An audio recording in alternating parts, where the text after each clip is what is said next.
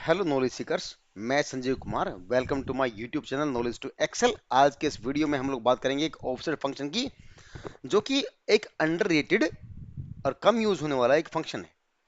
देखिए, offset function का आमतौर पर इस्तेमाल हम लोग करते हैं डायनेमिक रेंज को बनाने के लिए, यानी कि एक ऐसी रेंज जो अपने आप से एक्सपेंड हो जाए, अपने आप से श्रिंक हो जाए। आमतौर पर इसका इस्तेमाल करते हैं ड्रॉप डाउन्स को डायनेमिक करने के लिए। उसके लिए हम लोग सेपरेट वीडियो बनाएंगे। आज के फंक्शन में देखिए कि ऑफसेट फंक्शन करता क्या है। देखिए, एक रेफरेंस पॉइंट मांगता है। रेफरेंस मान लीजिए मैंने इसको ये दिया। इस रेफरेंस से कहां जाना है आपको? अगर हम माइनस में करते हैं तो आप ऊपर जाएंगे, प्लस में करते हैं आप डाउन जाएंगे। मैंने कहा 3 रोज डाउन जाइए। देन इसने कहा कि कितने कॉलम राइट जाऊं। देखिए, राइट जाएंगे, मेरे पास एक ही कॉलम है, नेक्स्ट कॉलम ब्लैंक है, तो फिलहाल मैं इसे एक ही ले रहा हूं। उससे आगे देखिए दो पैरामीटर हैं जो ऑप्शनल हैं, जो कि हाइट और विड्थ, ये शो कर रहे हैं आपके, राइट। अब ये मैं फिलहाल नहीं दे रहा हूं। अब देखिए मेरा आंसर क्या आना चाहिए, 110। यानी कि आपका अगर यहां से आप 1 2 3 जाएंगे और एक राइट जाएंगे, तो आपके पास आपको दिखेगा 110। ठीक है, इस तरह इसका एक सिंपलेस्ट यूज है। अब देखिए इसका हम करेंगे इस्तेमाल डायनेमिक रेंज बनाने के लिए। अब मान लीजिए आप, ये एक रेंज है आपकी, इसको आप डायनेमिक करना चाहते हैं, तो देखिए जाइए फार्मूला में, जाइए नेम मैनेजर में, यहां जाके आप एक न्यू बनाइए और यहां लिखिए, मान लीजिए इसका नाम दिया आपने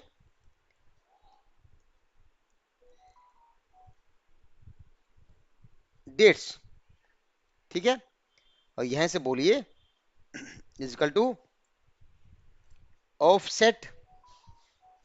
मेरा एक स्टार्टिंग पॉइंट ये रहा, इस पॉइंट से मुझे कहीं नहीं जाना, यही मेरा स्टार्टिंग है, तो मैंने मूवमेंट को 0 कर दिया डाउन और 0 ही राइट। देन हाइट की बात करूंगा क्योंकि मुझे रेंज मारनी है। मैंने काउंट ए फंक्शन दिया है इसको, और यहां मान लीजिए आप इस B2 से, इस A2 से आप ए मान लीजिए 1000, उसके ऊपर आप नहीं जाएंगे मान लीजिए। अब काउंट ए क्या करेगा आपको इस केस में, A2 से लेके A1000 तक की जितने वैल्यू फिल है वो दिखाएगा। इस केस में आपको 8 दिखाएगा। ठीक है, देन विड्थ के नाम पे मैं इसे एक ही दे रहा हूं क्योंकि मेरा एक ही कॉलम है, दैट्स ओके। मैंने इसे ओके कहा, मैं यहां पे आ गया। अब देखिए, ऐसे मैंने एक सेल्स डेटा प्रिपेयर किया हुआ है, सेम वो बी कॉलम को रेफर कर रहा है और ये मेरा ए कॉलम को रेफर कर रहा है।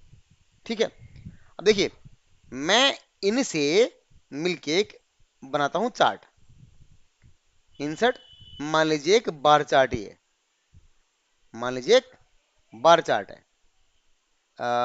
इस तरह से मान लीजिए एक बार चार्ट है। ठीक है, अब इसकी तरह हम जाते हैं डेटा पे। देखिए यहां पे मैं ये जो सेल्स है इसको मैं कर रहा हूं एडिट। ठीक है, यहां पे इस रेफर करा डेट्स को, मैं यहां पे शीट 1 का डेट्स दे रहा हूं, जो नाम में डिफाइन किया है, DATES डेट्स। ठीक है, और जो मेरा सेल्स है ये, इसे मैं यहां से हटा के सेल्स डेटा कर रहा हूं, जो कि मेरा दूसरा नेम्ड रेंज है, राइट, जो बनाई मैंने अभी डेटा। Okay, set okay. अब देखिए जो ही यहां से डेटा कम होगा तो यहां से आपका अपने आप कम हो जाएगा, आपको करने की जरूरत नहीं है। जो ही बढ़ेगा अपने आप बढ़ जाएगा, आपको इसको हटाने की जरूरत नहीं है।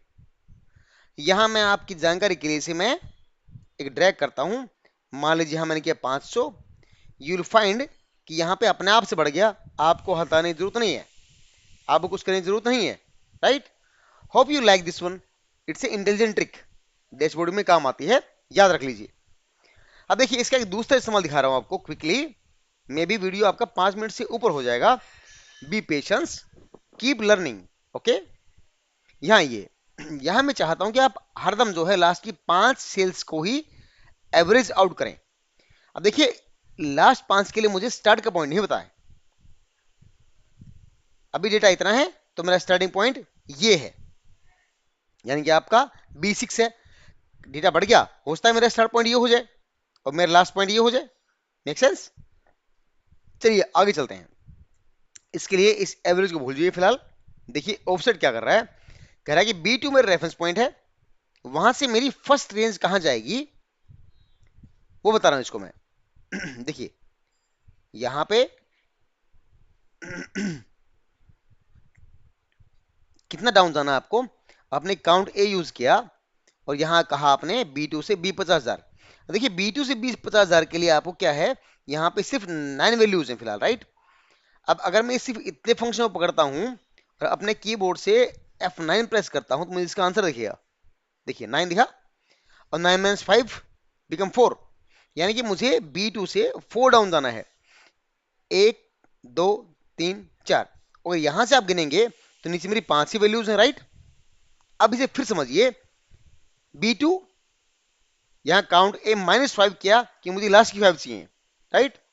फिर राइट मूवमेंट के लिए मैंने 0, यानी कि मुझे मेरे रेफरेंस रेंज यहीं पे है, राइट नहीं जाना मुझे। डन। फिर यहाँ पे हाइट देखिए, ये देखिए हाइट वो जो बोल्ड है वो देखिए 5, यहां पहुंच के मुझे सिर्फ 5 ही वैल्यू चाहिए, और विड्थ मैंने एक ही दिया, यानी कि मेरे को बस एक कॉलम है। अगर मेरी रेंज ऐसे स्ट्रेच्ड होती तो मैं उतनी ही कॉलम देता या उतनी ही मैं विड्थ बढ़ाता जितना कॉलम मुझे सम करना है। अब मान लीजिए मेरी वैल्यू सी में भी है, वो भी मुझे चाहिए होती तो मैं क्या करता, यहाँ पे 2 करता ताकि वो बी और सी दोनों को कवर करे। ठीक है। अब देखिए मैं यहां से कुछ वैल्यूज को डाउन करता हूं, रिमूव करता हूं। आप पाएंगे यहां से 1 2 3 4 5, देखिए 5 का सम कितना आया, एवरेज कितनी आई 144, तो यहाँ वेरीफाई कर लीजिएगा 144। अब देखिए डेटा जो है वो है, मैं यहाँ पे एक और वैल्यू बढ़ा रहा हूँ और मैं ये दिखाऊंगा आपको कि ये करेक्ट वैल्यू पिक कर रहा है। देखिए ये मान लीजिए 700 है, ठीक है। यहाँ आपका चार्ट भी बढ़ गया और यहाँ आपके लास्ट के 5 पिक कीजिए, 1 2 3 4 5, देखिए कितना आया 348। यहाँ क्या शो कर रहा है 348। Isn't it interesting? अगर आप चाहते हैं मैं ऑफसेट पे एक दो फंक्शन और बनाऊं या एक दो वीडियो और बनाऊं तो प्लीज कमेंट कीजिए, इस फंक्शन को सीखिए, ट्राई कीजिए मेरे साथ। कीप लर्निंग, नॉलेज की जर्नी रुकनी नहीं चाहिए, keep sharing. Thank you so much, have a good day.